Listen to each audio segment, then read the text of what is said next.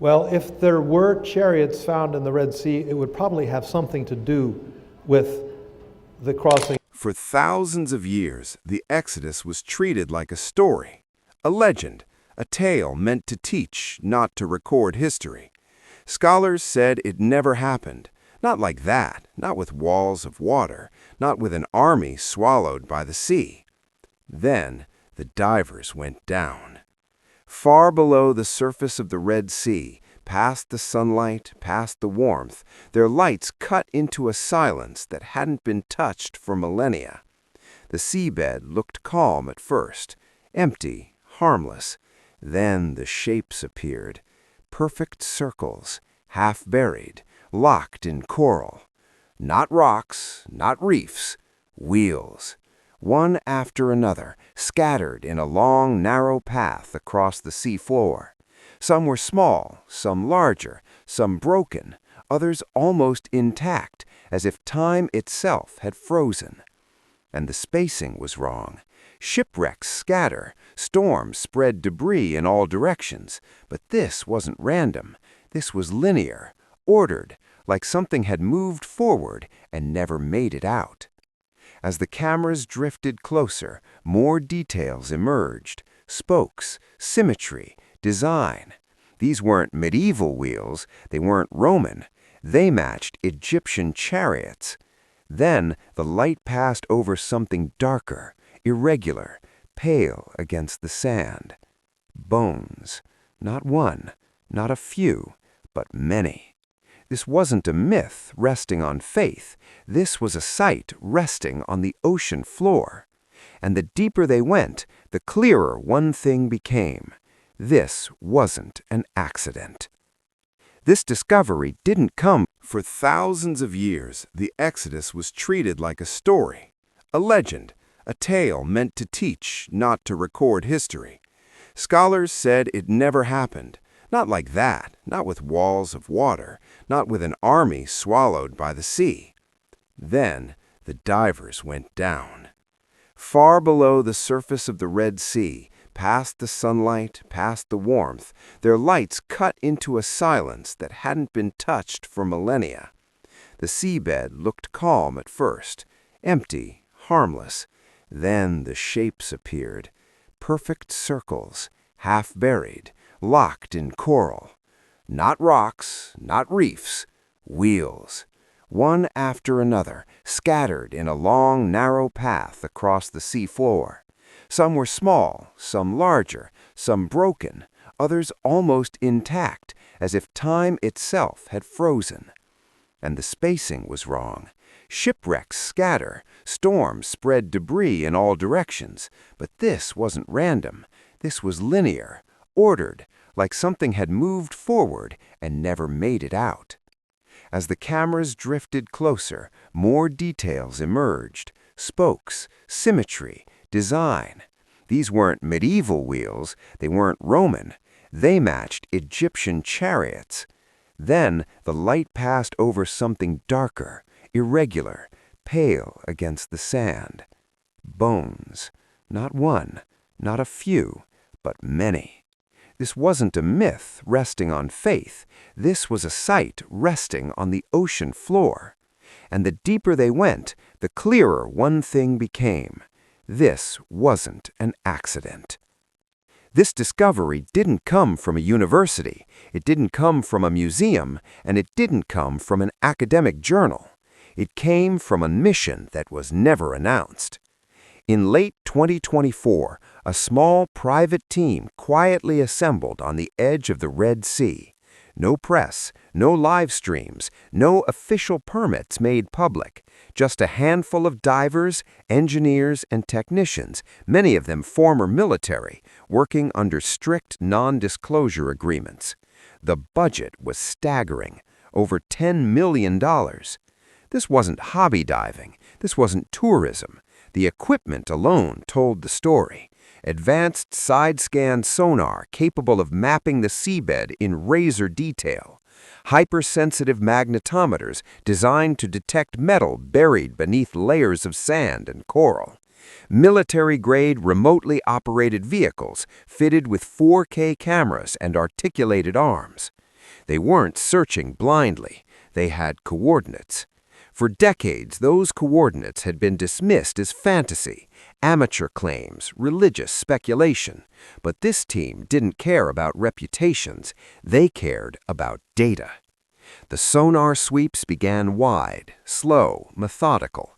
Hour after hour, the screens showed nothing but sand and stone. Then, suddenly, the signal changed. Perfect circular anomalies appeared on the display, symmetrical, repeating, aligned in a straight path stretching far beyond a single scan. Natural formations don't do that. The room went silent. When the ROV was deployed, its lights cut through the dark water like blades.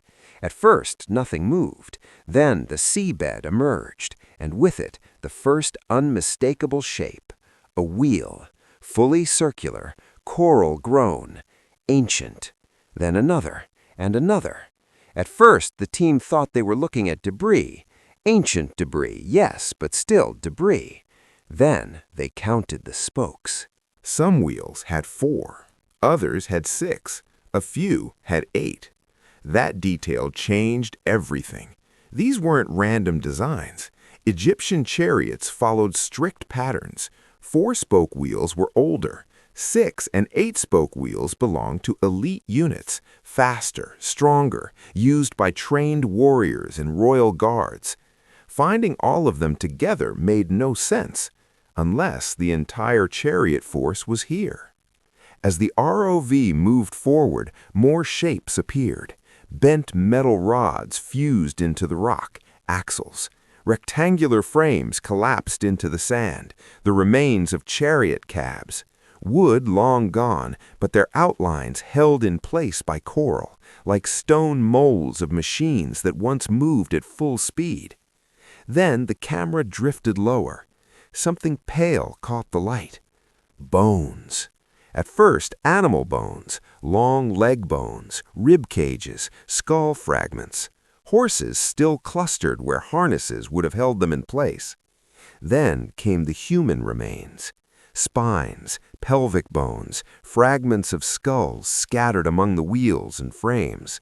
Not buried, not arranged, tangled together in chaos. This wasn't a dumping ground. This wasn't erosion. This was a moment frozen mid-disaster. Hundreds of machines, hundreds of animals, and the soldiers who never escaped. As the ROV's light swept over one coral mound, something flashed back. Not white, not bone. A dull, metallic glimmer. Gold. The room went quiet again, because if that glint was real, it meant one thing. Someone important died here. The discovery raised a simple question. Why here? The Gulf of Aqaba is not shallow. In most places, the seafloor drops straight down into darkness, thousands of feet deep, a sheer underwater canyon, impossible to cross, impossible to survive, except for one place. Right beneath the debris field, the sonar maps revealed something no ancient map ever showed, a massive, flat, underwater plateau, a raised land bridge stretching nearly 10 miles from the Egyptian shore to the opposite coast. On both sides, the seabed plunges into deep trenches, 5,000 feet, a vertical abyss. But the bridge itself sits far higher, still deep, but passable, a single narrow corridor across an otherwise uncrossable gulf. There is nothing else like it. This plateau is the only place in the entire Gulf where a large group, on foot or with wheeled vehicles, could ever attempt a crossing. And the line of wheels and bones followed it perfectly, straight across. That's when the ancient descriptions stopped sounding poetic. The old text describes a trapped people, mountains on both sides, the sea in front, no escape, and behind them an advancing army. On the surface, near this underwater bridge, there is a wide beach, boxed in by steep rock walls. One way in, no way out, except forward.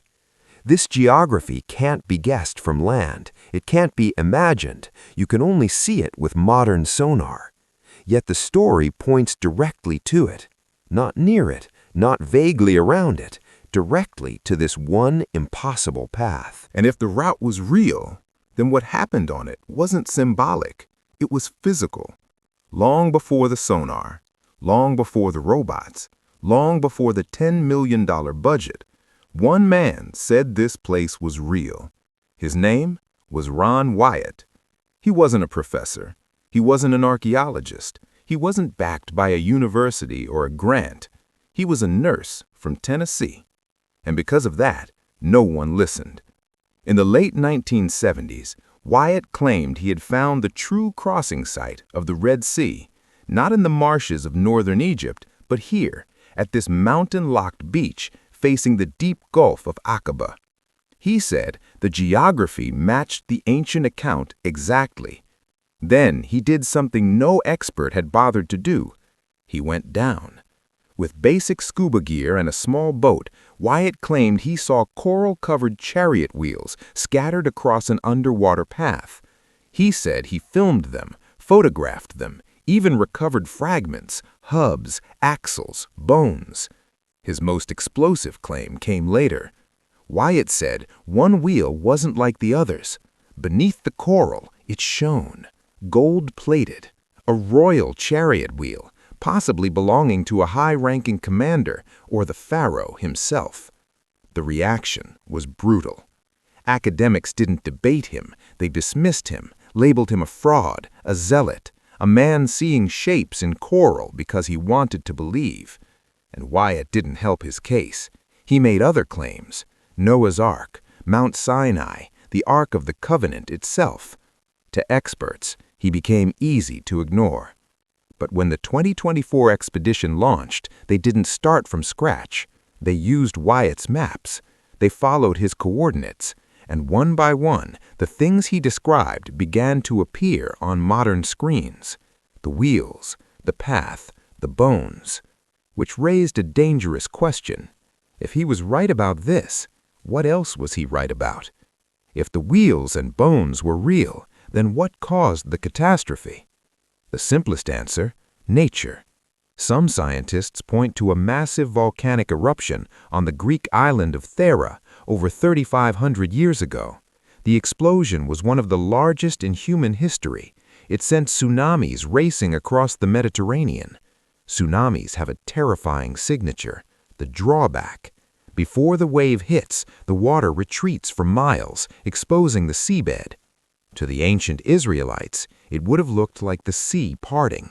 And then, as the army charged onto the exposed land, the returning wall of water would have wiped them out.